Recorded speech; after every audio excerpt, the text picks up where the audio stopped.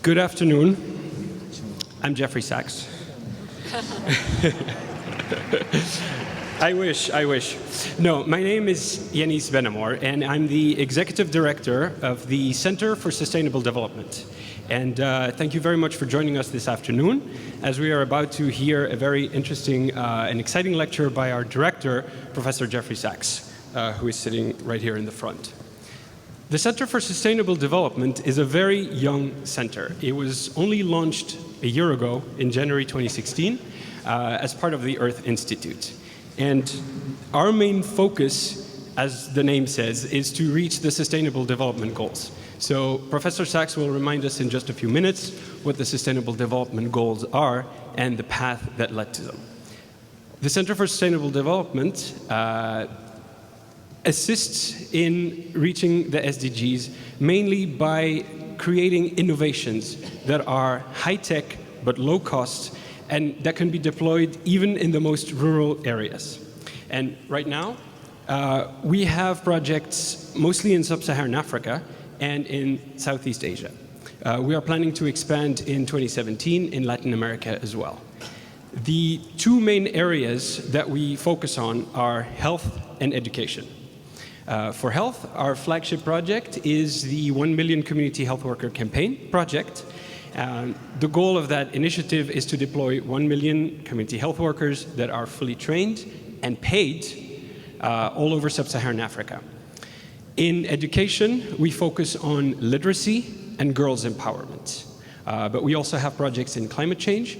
And in 2017, we would like to expand our research on the condition of migrants and refugees. I also want to point out, finally, that the Center for Sustainable Development is the proud host of the Secretariat for the Masters in Development Practice. So these are just few of the programs and initiatives that are housed within CSD. If you want to know more and learn about the exciting work that we're doing worldwide, I strongly encourage you check our website.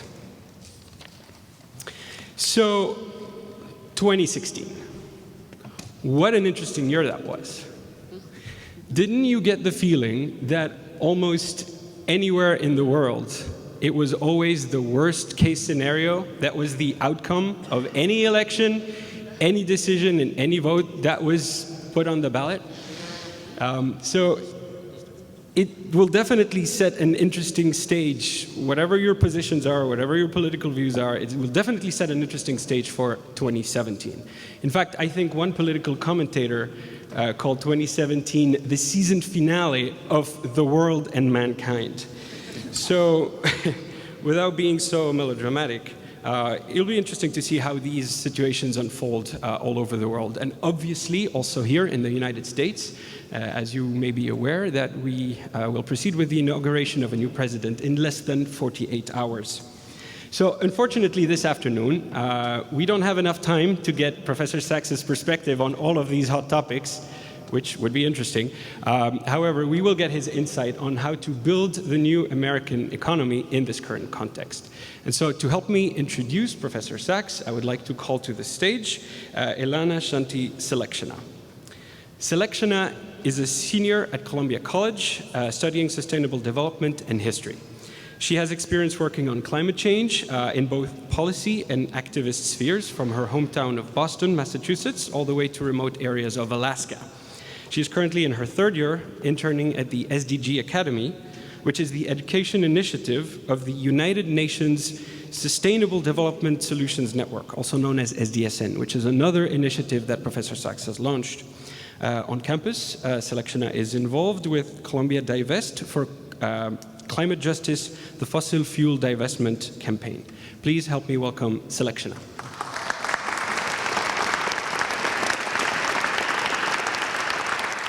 Hello, everyone. Thank you, Dr. Benamor. It is an honor to be here today to introduce Professor Jeffrey Sachs. I've had the pleasure of having Professor Sachs as my teacher for a course on the challenges of sustainable development, as my boss for my internship at the Sustainable Development Solutions Network, and as a mentor for the past few years. Professor Sachs is the former director of the Earth Institute and currently a university professor here at Columbia. In addition to training the next generation of leaders in sustainable development, He's a major figure in national and international political debates and global development work. Professor Sachs is the director of the Center for Sustainable Development and the United Nations Sustainable Development Solutions Network. He is also a special advisor to United Nations Secretary General Ban Ki-moon on the Sustainable Development Goals. In 2015, he received the Blue Planet Prize for Environmental Leadership, and he has been named among Time Magazine's top 100 most influential global leaders twice, not just once. Professor Sachs has emerged as a leading voice for action on climate change and global poverty. He has championed infrastructure investment and warned about the growing income inequality in this country and globally. Here in the US, he has called for a truly democratic approach to foreign policy, recently as Senator Bernie Sanders' advisor in the presidential campaign. He's the author of many books, including The End of Poverty, The Age of Sustainable Development, and, as of today, Building the New American Economy, which you can purchase and get signed by Professor Sachs later this afternoon after the lecture, which I recommend you all do. I was lucky enough to read Building the New American Economy last week, and I wanted to say a few words about it. This is an optimistic book, one that is much needed on the eve of the new administration. As a 21-year-old who grew into political consciousness under President Obama, the election of President Trump felt like the end of the world, literally. But Professor Sachs helpfully reminds us in the first chapter that America has confronted and overcome horrors in the past. And he writes, "We are not at the end of progress, at least not if we can get our act together." And we can. He proceeds to set forth exactly what getting our act together would entail, offering a concrete, incisive, and holistic vision for the United States in 2030. The book addresses issues ranging from healthcare to trade to energy, and describes an America that I want to help create, one that is sustainable, innovative, just, and thriving. Professor Sachs has provided a compelling book that spells out the positive, forward-thinking approach that we so desperately need. Well, I'm sure you'd rather hear from him about the book and not me, so without further ado, I present to you Professor Jeffrey Sachs.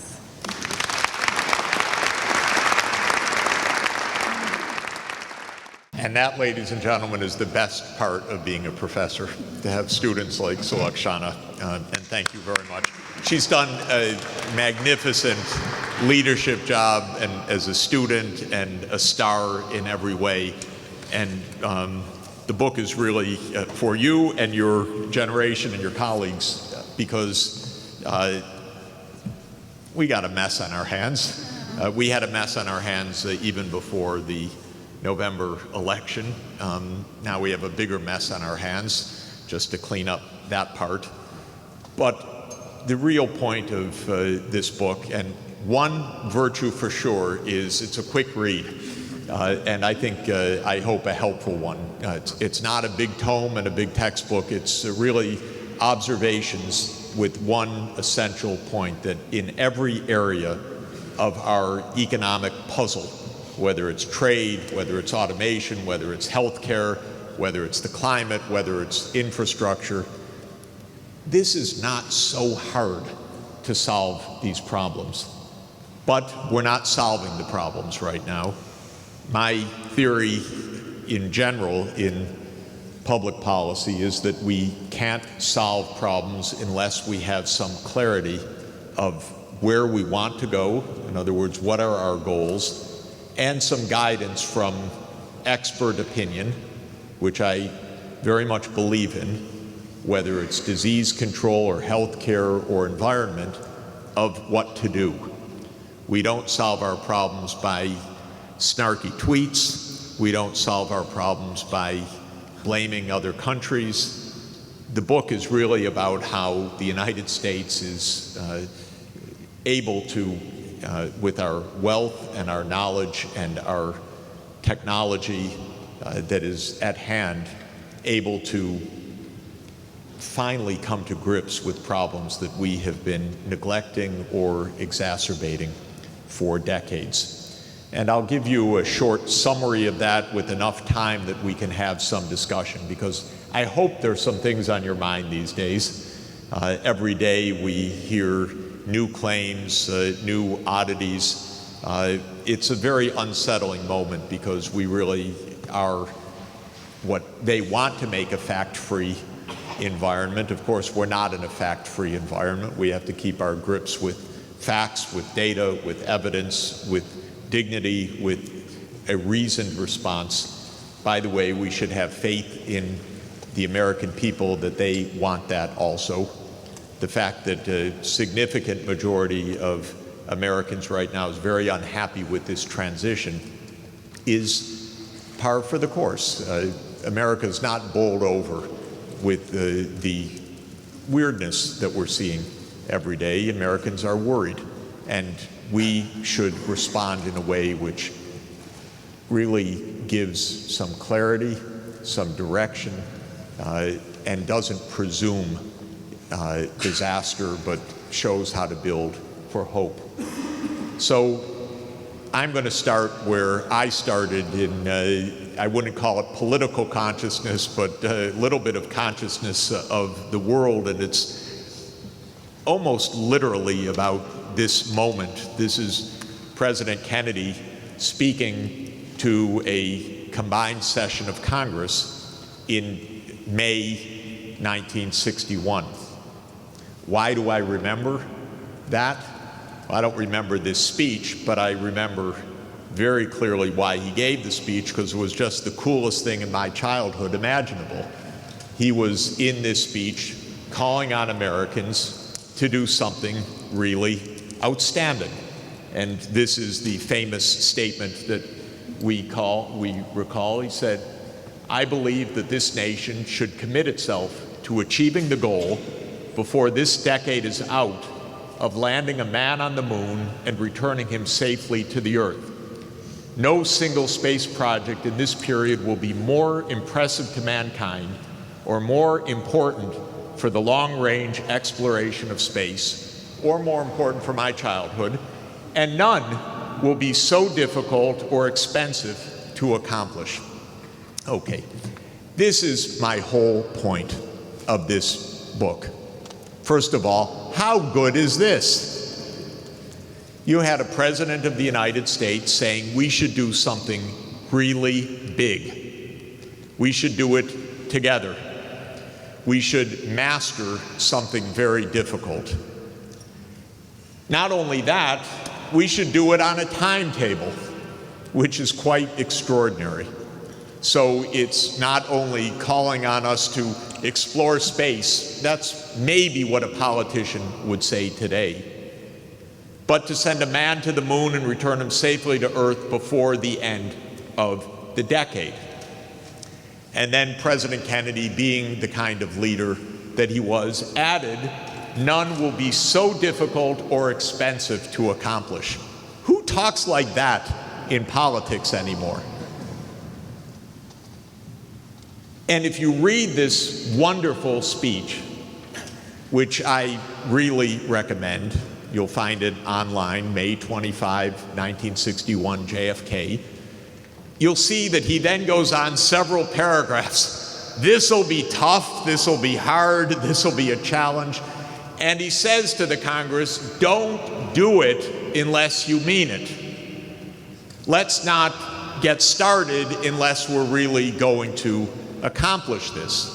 But he says, I recommend that we do it. And you know the history, and if you're in my generation, at least for me, I was peeled first to the radio. I can remember it by my parents' bedside, and then to the television through the Mercury missions, the Gemini missions, the Apollo missions, until Neil Armstrong walked on the moon in the summer of 1969. Pretty damn amazing, by the way. And as we all know now, NASA's total computing power was somewhat less than the computing power that each of us carries in our smartphone these days. And yet they carried it out. And thousands of private sector businesses worked with hundreds of thousands of NASA employees, worked with the best engineering to solve problems and carry it out. And what I really like about this, in addition to all the other things I've just described, is that when President Kennedy called for this, NASA didn't know how to do it. It wasn't that he had been briefed and told, Mr. President, it's a slam dunk. He thought that this was something that would have tremendous impacts on our engineering, on our skills, on galvanizing the nation, and he called on NASA to figure it out. And it took 18 months from this point to actually settle on the basic strategy. Should you go straight to the moon and back? Should you go into Earth orbit, and from Earth orbit to the moon? Should you go into lunar orbit, and from lunar orbit to the moon, as was finally determined? The engineers had to work it out, and then they had to, in public view, test the new engines in every single stage of this process. And that, to my mind, is what building a future is about. It's about goals. It's about mobilizing energy. It's about accountability. It's about timetables. It's about taking on some big challenges because they are important. And that model of politics seems, of course, like the most distant memory, unless you consider building a wall before the end of this decade. It's not even in the same universe. It's on the one side disgusting, petty, ignorant, and on the other side calling us to our highest purposes. And America can do that, and we still do that, by the way, and with amazing success when we try. Though it wasn't as visible as this, we know that the initiatives, for example, of the Defense Department to create the internet itself, to create computers that could use an internet protocol for communication, was a US government project. We know that the first email network was a National Science Foundation project. We know that the targeted medicines that will keep many of us alive in the future will depend on the Human Genome Project, which was similarly pointing to the moon, in effect. And that was to say we can sequence the 3 million base pairs of the human genome, and then from that point use our ingenuity to learn from that how to control disease and improve human well-being. But we do that less and less as a nation, and we are generally in the mood, and I'm asked 50 times a day, it seems, do you think anything's really possible anymore? And that is perhaps our greatest threat, that our sense of possibility, our joy of accomplishing big goals, even the nature of politics that we set goals and then we go out to accomplish them, seems so distant to our current behavior as a nation. Well, the world actually adopted some goals. It is a testament to our time that as I travel around the world, every other government that I visit knows about these goals, though I believe that if one asked our president-elect or anybody testifying these days for confirmation hearings, they would never have heard of this nor care less. And we even have our ambassador to the UN designate, not quite trash-talking the UN, I wouldn't go so far, but talking about the big financial burdens and are we getting our money's worth when our core contribution is $600 million a year. And if you do the calculation, that's about 6 hours of a Pentagon budget. So for the entire year to support our international organization. So the UN, and that includes the US, one of the 193 member states, actually adopted big goals. And that's what motivated me to write this book, because these goals are goals for the world, and they could be misunderstood as goals for someone else, or goals for Togo, or goals for Chad, or goals for Vanuatu, but they're really goals for the United States, rather urgently goals for the United States. What the 193 member states of the UN agreed on is something's really wrong in how the world economy works. And what they also agreed on, quite importantly, though how deep the agreement is exactly what we need to show and prove and succeed in, is that a decent world has three crucial attributes. It should be a prosperous world so that economic needs can be met, so that people have food security, they're not in poverty, they have access to safe drinking water, which would be nice for Flint, Michigan, for example. They have access to safe air when they breathe, which would be nice for Beijing. Second, that these societies are fair.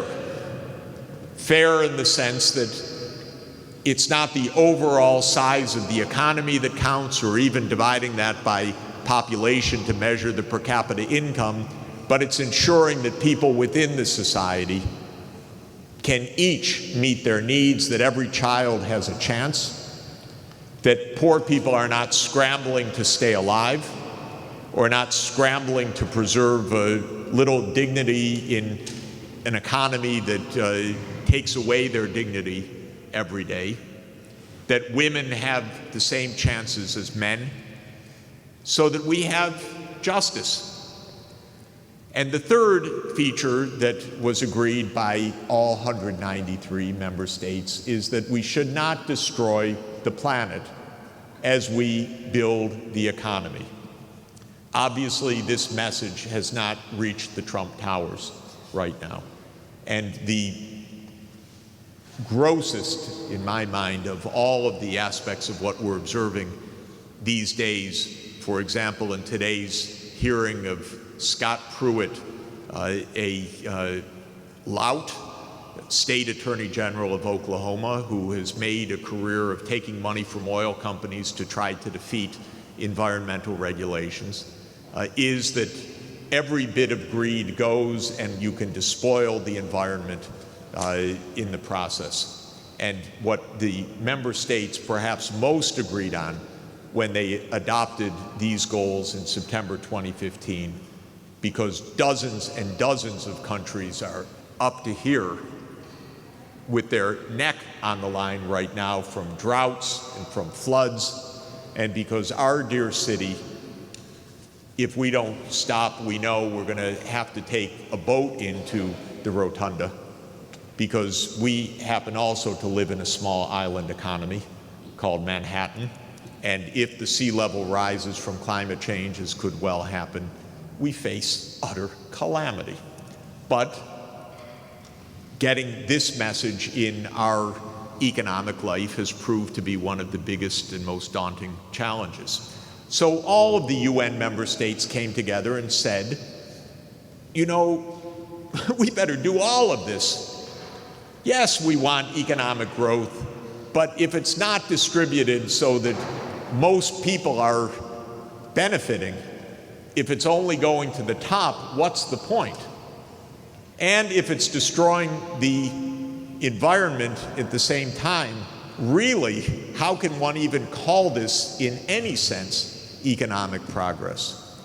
So that became the concept as defined by this global framework of sustainable development.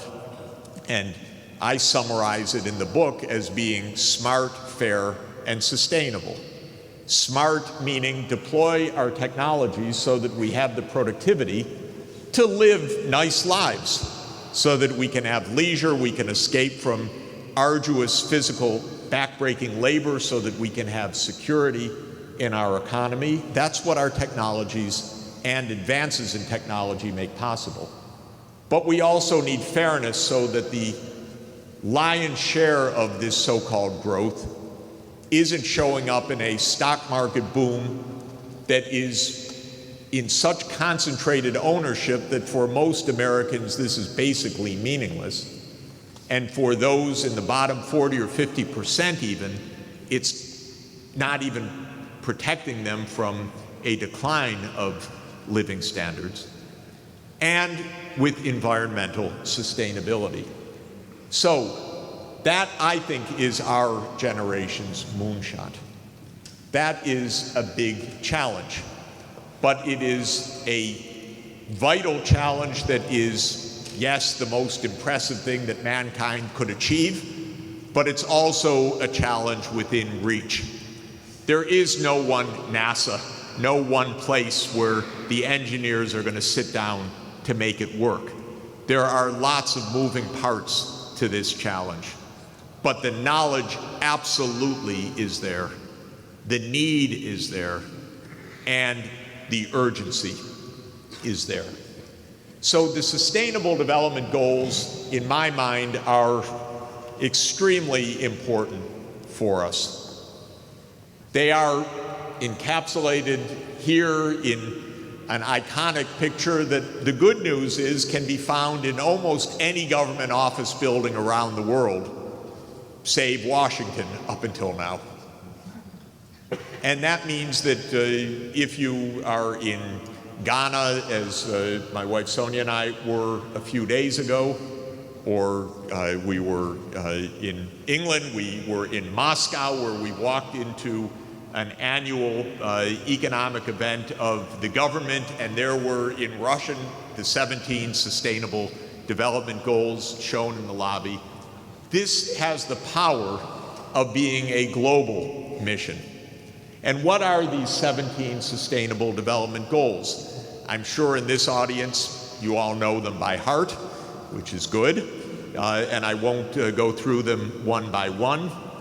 But they group into these three broad categories: fighting poverty, hunger, lack of access to schooling, lack of access to health care, safe water and sanitation, access to modern energy services. That's goals 1, 2, 3, 4, 6, 7 as an example.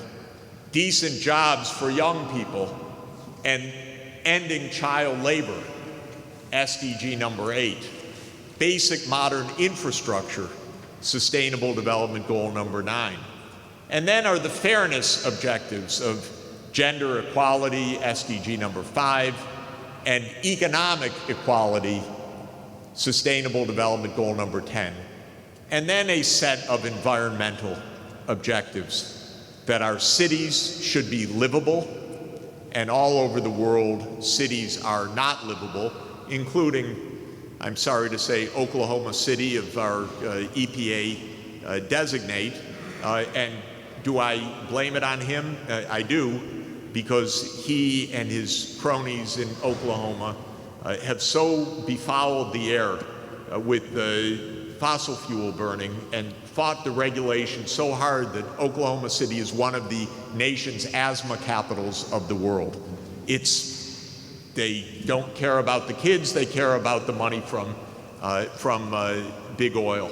And if you go to the oil companies that back him, their websites are doubly disgusting in a way, because they're all about how wonderful and clean and safe they are, so it's a complete phoniness, but at least they have the sense that they ought to pretend to be decent in all of this. So it ends with SDGs 16 and 17. And those are general calls for social decency. SDG 16 is for peaceful society. Wouldn't that be nice? We are, of course, a country with a higher incarceration rate than just about any place on the planet.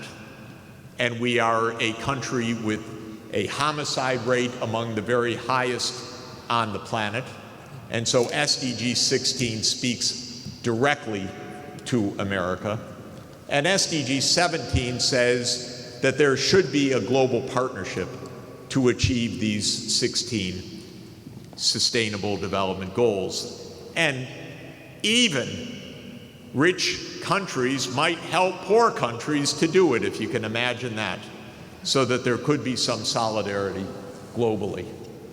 So what does it mean for us? How does the United States stack up on these Sustainable Development Goals? One of the projects of the United Nations Sustainable Development Solutions Network, which I'm pleased to lead for Secretary General Antonio Guterres, is to measure how countries stand on these SDGs. So we made an index taking indicators of all 17 of the Sustainable Development Goals, whether it's poverty or health access, death rates from various disease categories, or tons of carbon dioxide per capita, or the so-called Gini coefficient, which measures the extent of inequality of income within the society. And we made an index for 149 countries to measure the starting point. And the results are here. The United States is not the worst in the world by any means. We're a rich country, and that legacy of our wealth and our ingenuity means that the United States has indeed solved a lot of problems and alleviated a lot of suffering and controlled a lot of disease. But to my mind, being 22nd out of 34 high-income countries is nothing very impressive. Americans are getting used to this, unfortunately. It used to be that if America wasn't number one on the list, the question was, what's going on? Where'd that list come from? Now, if you say, well, we're 22nd, you say, oh, thank God. I thought it was worse than that. But the fact of the matter is that being 22nd, in this case, just behind Estonia, ahead of Israel, Korea, Hungary, and Spain, it's not very impressive because on an income basis, America's right up at the top. We're a rich, rich country. But if you look at our society from the standpoint of sustainable development, which means, are we not only rich, but are we fair? And are we environmentally sustainable? You can imagine how we fall down sharply. And some of the reasons for being low on the list are the following. This is the trend of inequality in the United States. The Gini coefficient, as I'm sure many of you know, is a measure that goes from 0 to 1. A Gini coefficient of 0 would mean complete equality in the society. A Gini coefficient of 1 means that Donald Trump owns everything and no one else has anything. And basically, we have had now, especially since the early 1980s, a startling rise of inequality over time. The United States is the most unequal in our modern history, at least for the last century. And this is a grim fact of life that we feel in our society, and it shows up in so many of the ills that beset so much of our population. For the first time, and I think it's probably the most pertinent single social datum in America today, and I'm sure that you've heard about it because it's shocking. White, non-Hispanic, middle-aged Americans have a rising death rate, a falling life expectancy for the first time in modern history. That means, in essence, that the crisis, the social crisis in America is very deep. It's deep enough to overturn the very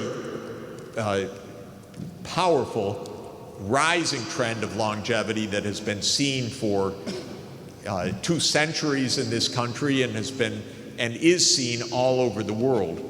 And yet, this crisis of inequality means that there are large parts of America now that are not only not experiencing progress, are not benefiting from rising income, but are actually seeing the deterioration of their life prospects. So inequality, which is that fairness component, is in this dramatic reverse direction. We have, as all of us feel every day, a collapse of social trust in our country, something that is easy to check because sociologists have been asking Americans and people all over the world, do you trust other people? You know, on average, is someone else in your community trustworthy? And this is called generalized trust. And what you see is that America, for now, the 40 years shown here, for example, has been on a rising trend of distrust in our society, a falling trend of trustfulness. And this is also part of the Sustainable Development Goals, SDG 16, good governance and confidence in government in its ability to carry out its functions without corruption and without mismanagement. And Americans have lost confidence in our political institutions. This is from the Pew Research Center. And you see that from the early 60s, from that moment that President Kennedy said, let's go to the moon in 1961, when 70% of Americans say we have trust in our government, we're down to around 20% trust in the US government now. And that would be a rating that Congress could only dream of. Because if you ask specifically about trust in Congress, it's even lower. If you compare the United States on other parts of the Sustainable Development Goal agenda, it's all pretty amazing right now. So this is the way that the OECD, that's the club of high-income countries based in Paris, an analytical shop, measures poverty on a consistent basis across the rich countries. What they do is they define poverty as being less than half of the median income of the society. So poverty is a kind of relative definition here. And the United States is where that arrow is shown. It's just about the highest poverty rate among the high-income countries.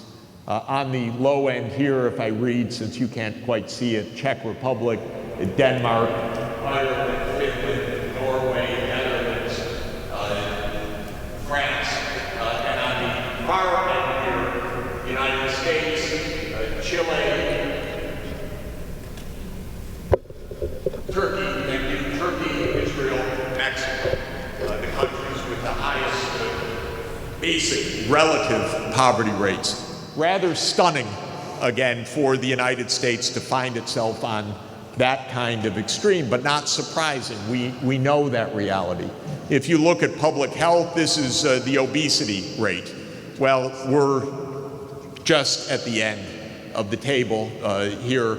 And of course, that has a lot to do with our food system, with the food lobby, with the power of the food lobby in our nutrition policy in the United States. Of course, it has to do with other aspects of our society as well, but it's rather shocking. We're not in the middle of the league here. We're at the distant end with roughly 1/3 of the U.S. Population suffering from obesity, whereas at the other end of the graph you see Japan, Korea, Norway, Switzerland, Italy, basically under 10% and the lowest at about 3%. If you look at life expectancy, the United States also among the lowest. This is an interesting statistic that's being measured for the Sustainable Development Goals called healthy life years. So there's an adjustment to the normal statistical table for years spent also in illness and only looking at the healthy part of the lifespan. But you can see that the United States is, again, one of the lowest life expectancies in the high-income world.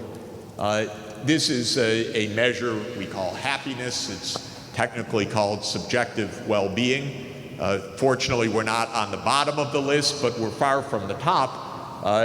Denmark, hygge, I guess, Danish hygge is coming in #1 every year, and we are seeing basically the northern European countries are very happy. If you've had the good fortune to be in Copenhagen recently, you'd say, why not? The coffee shops are full, the vacation time is ample, the prosperity is high, and the sense of mutual decency and trust is present.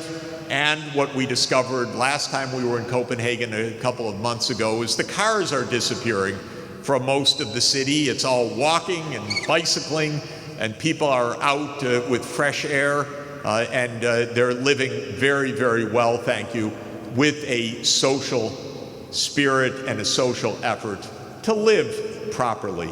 Now, they are subject to the same global dynamics, the same globalization, the same China trade, the same other issues that we face, but the society is handling these issues in a completely different way. Let's talk about SDG 5, the share of women in Parliament. This is women in Congress. You see, we're way down on the low end again. Who are the countries at the top? A little boring. It's always Sweden, Norway, Denmark, and in this case, Sweden, Finland, Belgium, Iceland,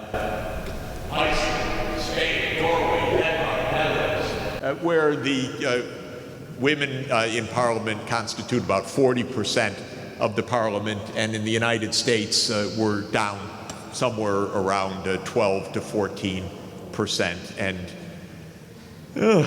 not very good results. If you look at contributions to climate change, of course, a country like ours, which is in the hands of big oil, and you got to admire Trump in one sense. He's really cutting out the middleman. He's improving the efficiency, because we just gave the State Department just to ExxonMobil. They don't have to lobby anymore. Okay, you take the State Department, and you take EPA, and you take Interior. So the only people at risk right now are the lobbyists. They're not needed anymore. We've just handed over government directly. And you see that carbon dioxide emissions per person in the United States, about 16 tons per capita. It's just about the highest in the world, and certainly for any major economy, by far the highest in the world in per capita terms. We come in second to China now. China emits more than the United States in total because China's 4 times the US population. China's total CO2 emissions are now roughly twice the US level, but that means in per person terms about a half of the US level. So that's why we're knocked down on the scores of environmental sustainability. And this is a measure of SDG 17, which is our ability to be nice not only to ourselves but to be nice to others. The idea that countries should give assistance to help fight poverty, illiteracy, water stress. And by the way, it's more and more accurate to say it's not assistance, it's compensation for damage done. Because if countries are reeling from climate change and from other ills from a world that they did not create, and the damages are high, if there were a court of law, this would be a kind of environmental trespass. Well, we're not paying much in damages for this, and we're not, as you can see from this graph where the US is indicated by the arrow, we're one of the lowest donor countries in as a share of our national income. Now, I hope that many of you recall that since 1970, the member states of the UN set a normative standard that said good, generous behavior would be to contribute 1% of national income to help the poor countries by the rich countries, of which 70% of that, so 0.7 of 1%, should be government official development assistance, what we call ODA, and 30% of that should be from NGOs and philanthropies and foundations and the like. The countries at the top of the list by their official development aid, and you see who's at number one in this case: Sweden, Luxembourg, Norway, Denmark, UK. They're all above that 0.7 standard, and the very top countries above 1% out of their national budgets. How about the United States? We are right now at 0.18 of 1% of our national income going to help. Of course, we say we have a budget crisis, but how much do we spend on our military and on the veterans costs from the military and on the CIA and Homeland Security and on our nuclear weapons? If you add all of that military stuff up, that's 5% of GDP. And we're spending 0.17 on development aid. That's 1/30th of our military outlay. So this, we need to understand, as a matter of choice, politics, values. It's not a matter of what's affordable. It's a matter of how we view, but I wouldn't say we, I would say, of course, it's been true across administrations, but how the power structure in Washington views things. And we became an empire, unfortunately, that it's military all the time, everywhere, 60 countries with US military bases around the world. That there's never too much money that can be spent. But if it's help for poor people, how dare you take my money? And that creates the kind of world that you imagine, a world that is indeed a very dangerous world. So my proposition in this book is, boy, we've got our work to do. These are not about America helping the world. This is about America getting our own act together. And the idea that we need national objectives that are achievable, that like a moonshot, you analyze the path. You go through the Mercury, Gemini, Apollo analytics. You find how these goals can be achieved. You set them clearly, you adopt them, and we hold our governments accountable to them. Our government is not accountable to anything right now. There are no clear metrics, there are no clear standards, there's no year-to-year reckoning. Mr. Trump himself is complete bait and switch. Whatever was said in the campaign is meaningless today. Whatever was said about taming Wall Street is only Wall Street empowerment, and on, because there's no accountability. And so goals not only energize and mobilize and cause us to think, which is a really useful attribute for human beings, but also help us to be accountable to our own ideas and our own values. So I offer in this book sustainable development goals for the United States and say, where could we be in the year 2030? Right now, our poverty rate is 17%. It's been stuck at 17% for 4 decades. Of course, poverty is the word not mentioned in any campaign. It's not, except Bernie Sanders, it's not mentioned in any presidential debate. Because the poor are supposed to behave themselves and be out of sight or be locked up in prison. But why don't we set a goal for fighting poverty? Again, that was my youth, a war on poverty. It actually, if you look at the data, had a tremendously powerful effect of lowering the poverty rate, and then Johnson went and blew it by fighting the Vietnam War and destroyed his own war on poverty. But not because it can't be done. So our poverty rate, according to the OECD, is 17%. I say at least halve that. We haven't touched it in 40 years. Let's get it down by half. Our obesity rate is 30%. At least it should be 10% or lower, because that's the rate for most of the rest of the high-income world. Our life expectancy right now is 78 years, and Japan's is around 84. and rising, why can't we set a goal that by 2030 our life expectancy should be 85 years? Absolutely within reach if we took seriously our healthcare needs and our healthcare system. And how many abuses of drug pricing would be stopped if we were accountable for saving lives and measuring it and looking at it year to year.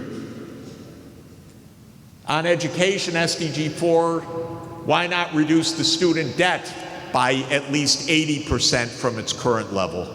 By sane policies of financing education in our country. On gender equality, how about 50% of women in the Congress? Water, energy services, decent work, youth with cutting by 2/3 the proportion of young people without work or training, which stands at 15% now, raising the share of our national income on research and development, which is SDG 9 on innovation. You know, right now the United States ranks probably 6th or 7th on investment in R&D. It's not bad, but we're well behind the leaders right now. Sweden, Korea, Israel, other countries are devoting 4.5% of national income to R&D. Ours is stuck, and our government R&D is falling. Inequality, our Gini coefficient right now is 0.41. Denmark is 0.25. Why don't we aim and hold ourselves accountable to a Gini coefficient of 0.3? That would actually cause someone to think, where does this inequality come from? What does it reflect? How can it be reduced? And on and on. SDG 13, I should highlight, climate change, our CO2 emissions per capita, as I said, are 16 to 17 tons per capita. By 2030, they need to be under 8 tons per capita, on the way to zero. Because if we want to achieve the Paris Climate Agreement of staying well below 2 degrees C, the only way to do it is decarbonizing the energy system. And today, our colleagues at NOAA and at NASA released a report, Jim Hansen, lead author, our great climate scientist at Columbia, that last year was the warmest year on instrument record. 2016 broke the record for 2015. 2015 broke the record for 2014. And last year was 1.22 degrees C warmer than the pre-industrial level. And we're trying to hold the level to well below 2 degrees C. If you strip out the El Nino temporary effect, we're 1.07 degrees Celsius above pre-industrial. We're on an extraordinarily dangerous course, and of course we're about to put in office, most likely, a group of corrupt oil company hacks who are determined to take us in a different direction. And we're going to really have a brawl on that, because that's too serious even to wait 1 year, much less 4 years, to get right. So we're really going to have to get mobilized on that.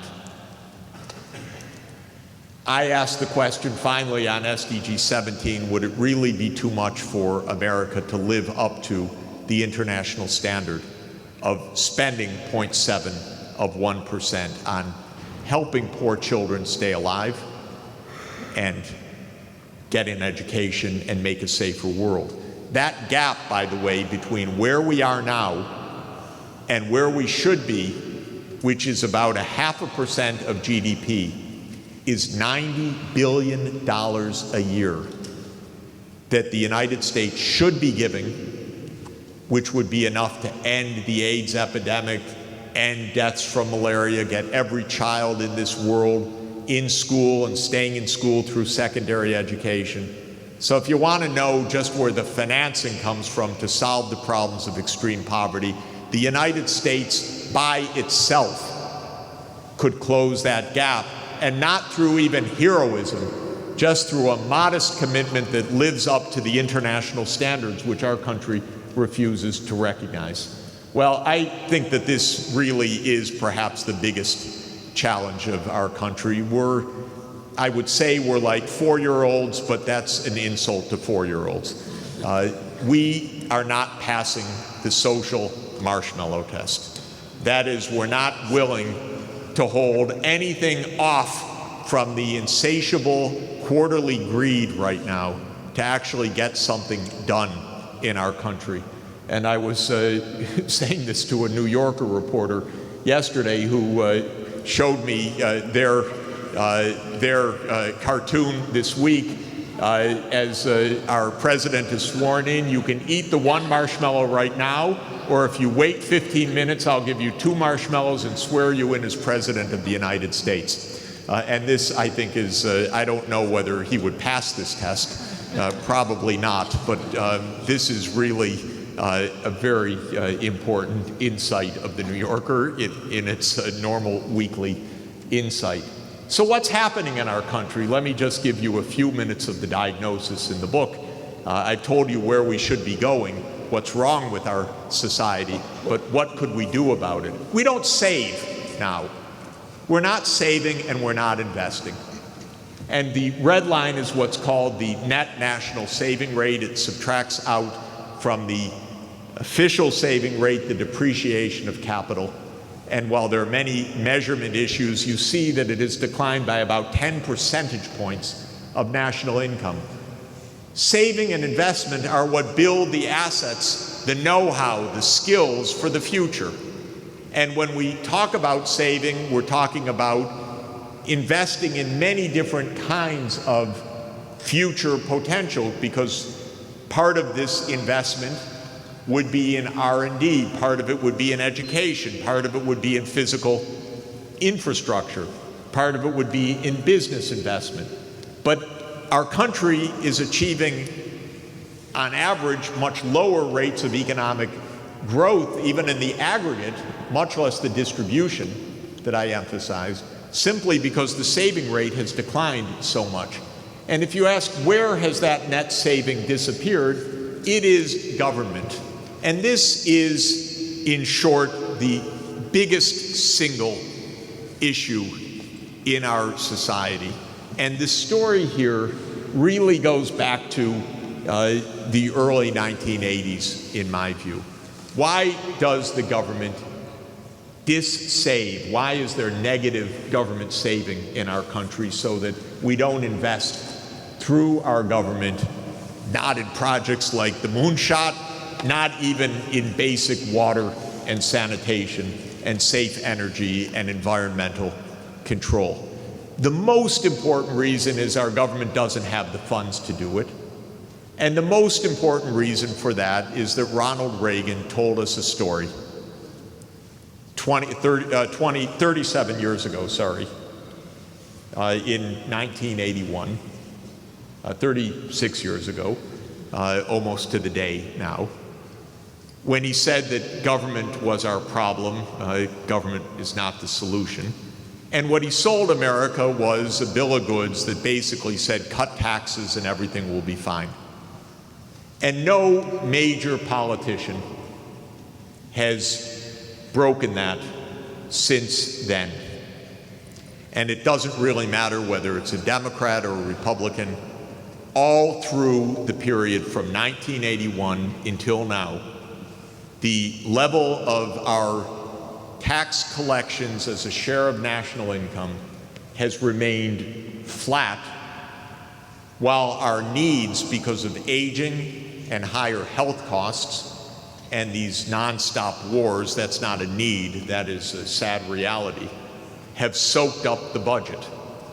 And so what's happening is that as the baby boomers get older and Social Security costs more, as health care costs go up, we are not funding the part of government for innovation, for infrastructure, for health, for community, for affordable housing, because there's no money there. The money is in the hands of the top 0.1 of 1%, which has reaped the huge and relentless tax cuts. So this is a hard fact. It is extraordinarily different from the reality in those happy hygge countries that I mentioned before of Scandinavia. Because what they do is say, we want to live a normal life, We want our roads to function. We want our air to be clean. We want to have health care, and we want to have our children go to quality schools. We want to have daycare. We want to have vacation time. So we'll pay taxes, and we'll expect government services in return for that. And we don't do that. So we've starved ourselves to the point where our government cannot invest, where we run chronic deficits, and where Mr. Trump is proposing basically to further gut the federal budget by further cuts in the time of the greatest concentration of income in our modern history. Wants to end the estate tax on large estates, cut the corporate income tax, cut the personal income tax. And because the Democrats walk along in general right behind the Republicans on this, it wouldn't be a surprise if we find within a couple of years that we further gutted the capacity of our government to save and to invest. And if you look at what that means, everything goes wanting. This is federal civilian R&D spending as a share of national income. Well, it's gone down by about 0.5% of GDP. That's money that would have gone to NIH or gone to research on renewable energy, on batteries, on climate safety and so forth, but we eat away at it year by year. This is our federal investment on transport and water. And what you can see is during my youth and formative years, we had a bulge. That was the building of the federal interstate highway system.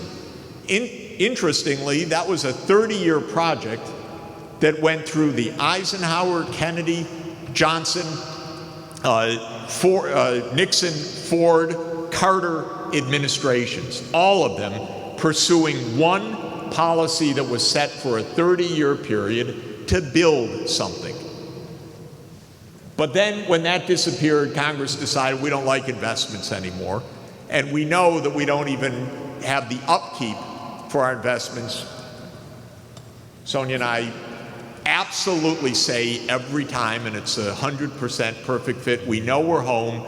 The airport escalator, moving walkway, and elevator are all broken because we didn't see anything of that in the poorest countries in the world with sparkling infrastructure. It's only when you come home that everything is basically trashed because we haven't even kept up the maintenance. And how are we, what are we doing? We're cutting on the one side, but we're incurring debt on the other side. And here's where I also disagreed with the Obama short-term stimulus, followed by the permanency of the Bush-era tax cuts. This was just building debt without any long-term impact. Shovel-ready projects didn't build a mile of fast rail or serious improvement or modernization of our infrastructure. But we did have between 2007 or 2008, partly because of the recession and then partly because of the agreed fiscal policy in our country, the debt to GDP doubled from 2007 to 2016. So our debt level as a share of national income is very high, and according to the underlying trends, it's far from a healthy position. Even without Mr. Trump cutting more taxes, we're on a current pathway of an explosive rise of debt. Why? Aging population, baby boomers coming into retirement, rising healthcare costs, and none of that covered by revenues in the future, much less investing in all the things I talked about to actually achieve a clean environment and a fairer society. So 5 easy steps to develop sustainable development. It's actually not that hard. It's within our choice, but it is true. The question is, are we out to increase the wealth of as many billionaires as fast as possible, or are we out to create a sustainable society that is smart, fair, and sustainable? So what needs to be done? The first thing is we need more federal revenues. As those taxes are cut on the phony line that that's going to stimulate business and all the rest, and that's what we're going to hear for the next several months, we're going to dig ourselves deeper in the hole because we will not be able to afford the investments that we need except by building up the federal debt even more. So we need to raise revenues, not lower them, and that's for infrastructure and R&D, it's for public services, and it's for income redistribution. And if you look at where the United States stands in tax collections as a share of national income, we're way down at the end again. Who's in front? The same countries, of course.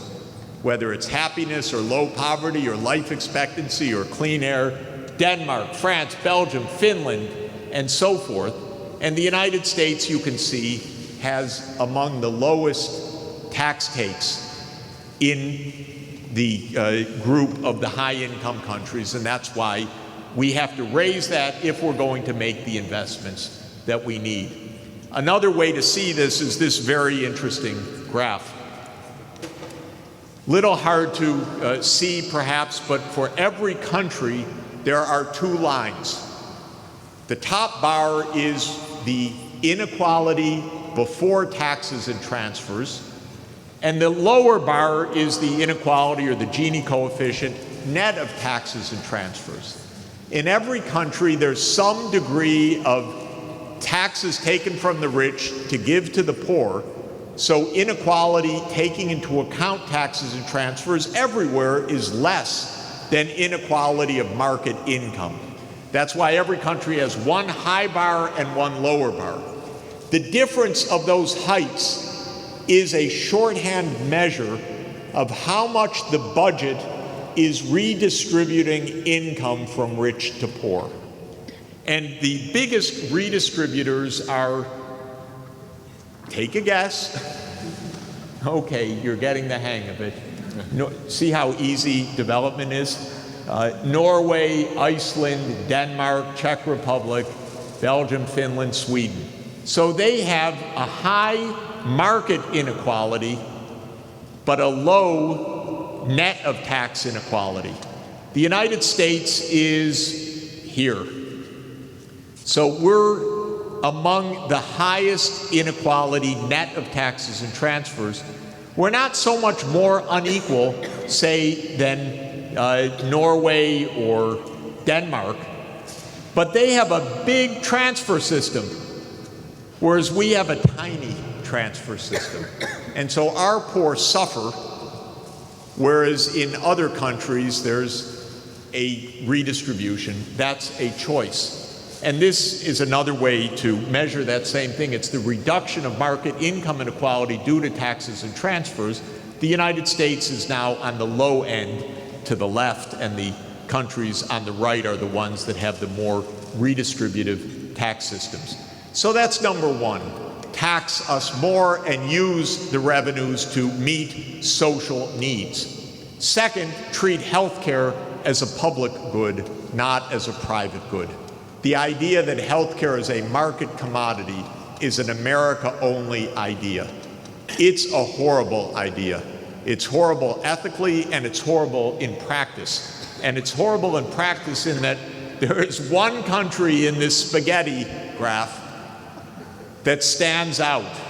Like one of you is not the same, like Sesame Street. That happens to be the US. We're spending 18% of our national income on health care. And you saw we were not very special in health outcomes. All of these countries are spending between 8 and 10% in health care. What's going on here? You could call that the Gilead gap. Gilead is the healthcare company that charges $1,000 a pill for a pill that costs $1 to save the lives of people with hepatitis C. We have a healthcare system of greed. And that leads to a cost structure that is out of sight, and then we're told we can't afford healthcare for the poor. This is a waste of, it's about 5% of GDP. GDP is now $18 trillion, it's now $19 trillion. So that's about $950 billion of excess costs of the US healthcare system. Third, build smart infrastructure. Okay, Mr. Trump, you want to build infrastructure? We don't need gas pipelines. We don't need oil pipelines. We don't need Keystone. What we need is smart infrastructure. We need fast rail, we need renewable energy, we need new transmission lines that can carry wind power from the Midwestern states or solar power from the Mojave Desert to our cities so that we can reduce the carbon emissions. We need to implement smart technologies.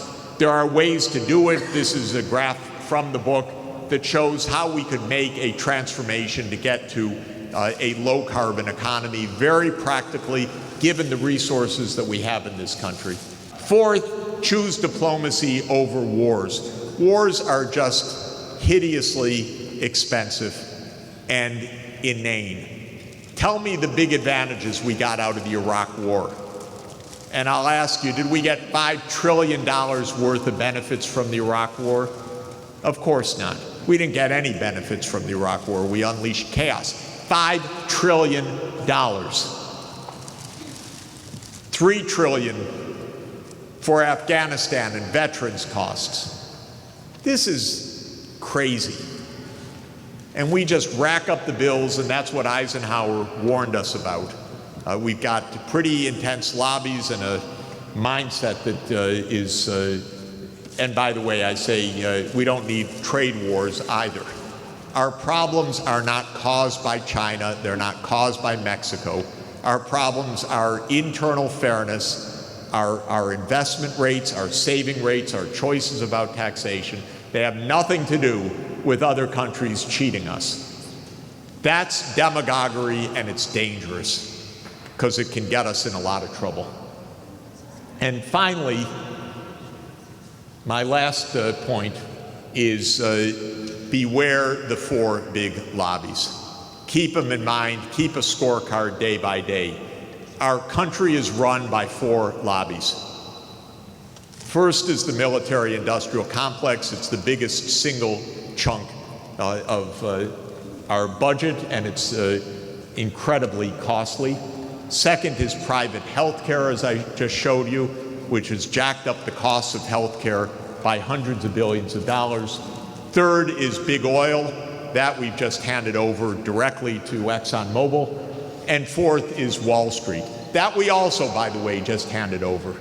Because while President candidate Trump bemoaned Hillary Clinton's ties to Wall Street, Goldman Sachs got every position that I could find, not Jeffrey Sachs, by the way, but Goldman Sachs.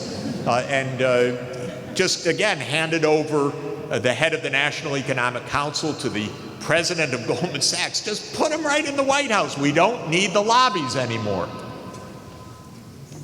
Because they're right there in office now. Is there a path to political success? Let me end here.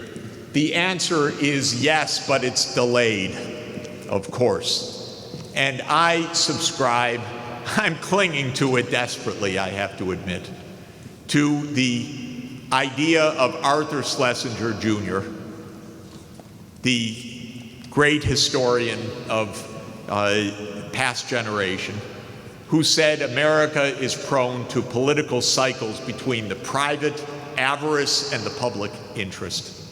And he identified periods of turning point. This is, on this axis, more conservative, like William McKinley being elected in 1896, or Herbert Hoover on the verge of the Great Depression, or the end of the Eisenhower era, the rise of Reagan, George H.W. Bush, and Clinton, by the way, through here, and George W. Bush, and the progressive periods. And the progressive periods are the places where you have the turning points. And so from the height of the Gilded Age, we had the progressive era. And from the height of the Roaring '20s, we had the New Deal. And from the post-World War II Eisenhower years, we had the Kennedy-Johnson War on Poverty. And then we have been stuck since Ronald Reagan came into office somewhere around here. This is a study that ended 2004, but unfortunately President Obama wasn't able to move the curve very much. Obamacare qualifies as fractions of 1% of GDP, but didn't really change the big picture in the United States. Well, according to Schlesinger, we should be here. If President Obama had turned "Yes, we can" into a progressive reality, we would have been here. And now we have Trump, and that could go somewhere around there. But the question is, can we get to here? And I believe the answer is yes, and I turn to you, the students, as the most important conveyors of that. The millennials are cool. The values are good. The idea that we should have decency is good. The millennials are not too swayed by a septuagenarian saying he doesn't care too much about climate change. Because if you're 20 or 25, what Mr. Donald Trump says is not really too relevant for your life profile and for your children's life profile. And so the millennials are really a different cut politically, and I think this is really important. Should we have larger government? The millennials say yes. The boomers and the older generation say no. Does government have responsibility for health? The millennials say, of course it does. The older, no. And you can trace this one after the other. And therefore, I thought it was pretty cool that we had a millennial campaign. Of course, it was led by Bernie Sanders brilliantly, but it tapped into a very, very powerful current in this country. And he came just very close to making it. And he would have beaten Donald Trump in the general election as well, because he would have excited a generation about change. And the public wants change. They may not know whether it's Russia or Mexico or China that is our problem, or whether it's our income inequality at home, though I think that they have a pretty good idea.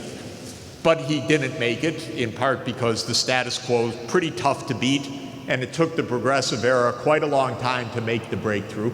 These things don't come easily, but we're not far from doing it. And I want to finish by saying that we're going to do what we can to support the young generation to get this right. But you need to respond also. These are goals for our country. We need to take them seriously. We're going to start a national organization working politically, working socially across the country to promote the Sustainable Development Goals for our country.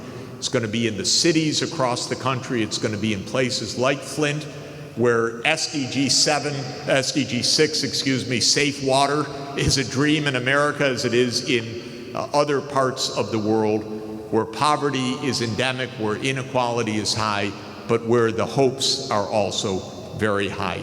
Thank you very much for helping me to launch this today.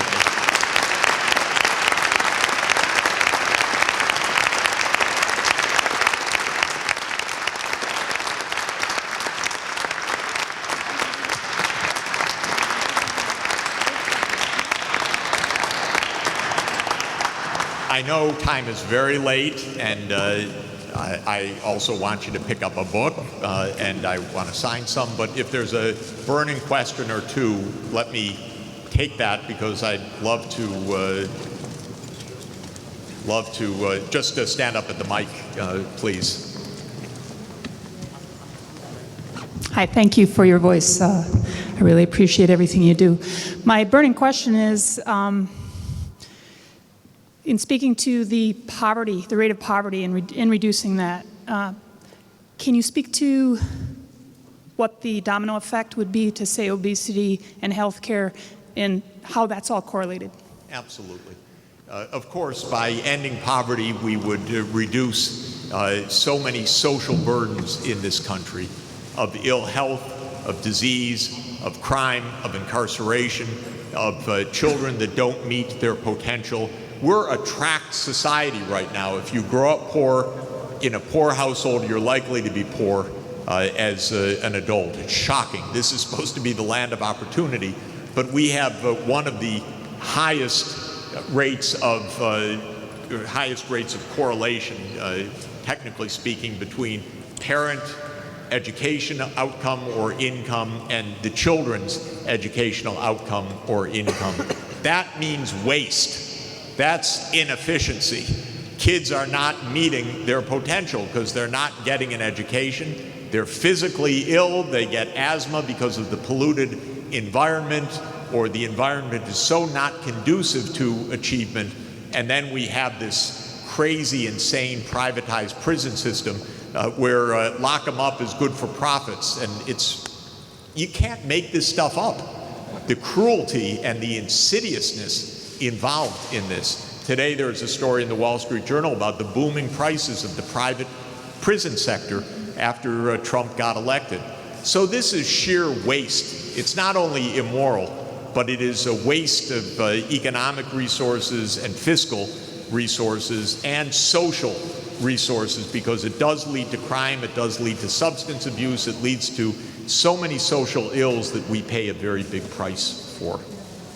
It's not self-financing in the short term, it's self-financing over a generation. It turns out that it not only does it have high social returns, but we could even pull ourselves up in happiness, which the United States has not budged on for 50 years, our subjective measure of well-being. Any other questions? Please come to the mic. Thank you so much for being here and holding this and for taking my question. My question is about Goal 17. I find that it is currently one of our biggest inhibitors to working on the other goals, especially with the new administration, who seems to want to retrench networks and institutions and attitudes that diverge us from creating cooperation. And we even heard today about the EPA nominee from one of our senators. They were talking about the oil industry and protecting the environment are not mutually exclusive. So creating that cooperation internationally and domestically, I find is one of our biggest challenges right now. So what do you feel is the breaking point? What is the bottom line that will get us past that? I'm writing a set of articles to follow this up on foreign policy. Marjorie, is Marjorie here? Marjorie, hi. So could everybody give a cheer for Marjorie Pritchard, who is the incredibly award-winning, glorious editor of the Boston Globe, who so kindly ran first versions of these think pieces, and now is so graciously hosting a set of pieces on American foreign policy. And I started last week describing 3 different visions of American foreign policy. One that I called the primacy was we have to be the big guy on the block, the only one. We're in charge. America has to run the world. It goes by we're the indispensable nation. We're the exceptional nation. It's a bunch of hooey, by the way, because we are 4.4% of the world.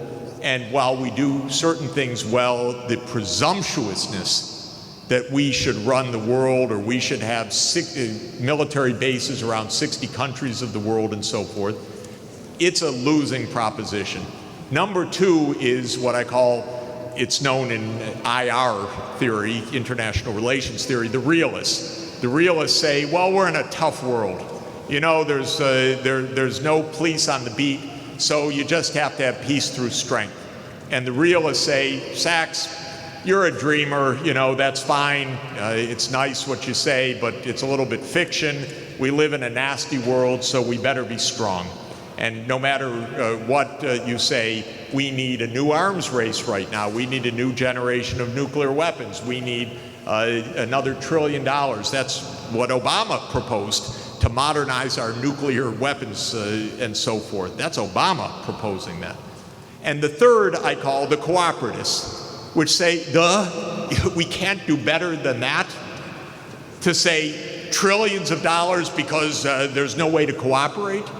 in this day and age. And that is what I'm writing about for the 12 weeks, that of course there are ways to cooperate. And the world's really desperately in need of cooperation. You cannot solve climate change on your own. No country can do that.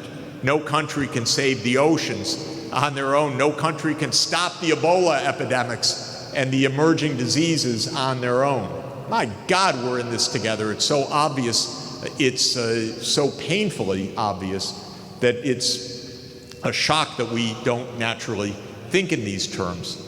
But in Congress, again, in a kind of fevered mentality of our Congress, it turns out these years that if something is agreed by the international community, it's held in suspicion. So if you followed it, the US passed a disability law many, many years ago, Disabled Persons Act.